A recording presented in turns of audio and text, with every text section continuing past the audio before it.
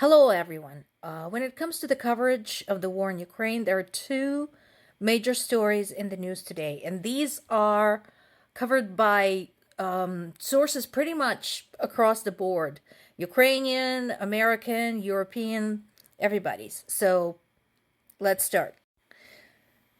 Some days ago, I mentioned the arrest of the artist Sasha Skachelenko, and basically her only crime was replacing the price stickers at the grocery store with anti-war slogans. So she was arrested recently, and today she was sentenced to 7 years in a penal colony. So that's 7 years of hard labor for basically exercising her right to the freedom of speech. Let that sink in for a second. Her lawyers pleaded for leniency because she suffers from several chronic illnesses. But again, this is the Russian court we're talking about. The prosecution was unmoved. What is curious about this case, it's not just the flagrant violation of human rights and suppression of the freedom of speech. That's not it.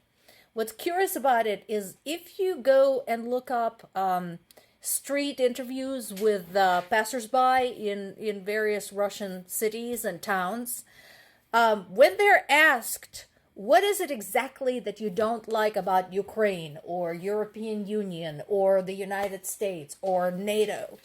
One of the most common answers is that there is no freedom.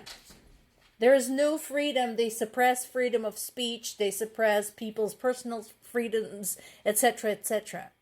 And so the fact that this woman got arrested and sentenced to heavy labor in the penal colony for exercising her freedom of speech tells you just how brainwashed these people are.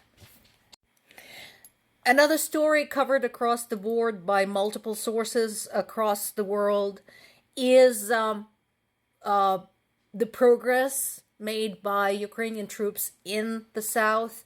So if you recall, we were treating it for some time as a developing story because, again, in war conditions, it's difficult to get accurate information quickly.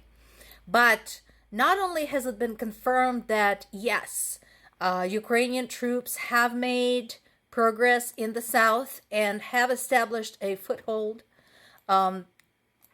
across the river in the Kherson region, but they've actually moved forward from that crossing.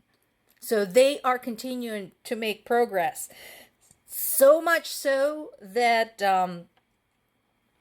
all the while boasting and threatening to rain hell on them, etc., etc., Russian media and Russian government were forced to admit that, yes, this is actually happening.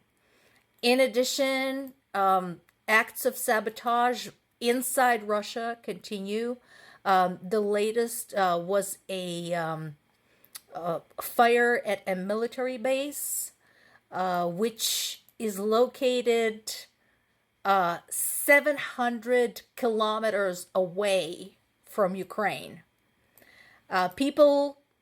Witnesses who reported the fire to the news sources said it was in the middle of the night, and there was a loud bang, and some people reported hearing the sound of a drone approaching. But again, consider this. Consider how far this is into Russian territory. So it's no wonder that they're pissed off and they're panicking.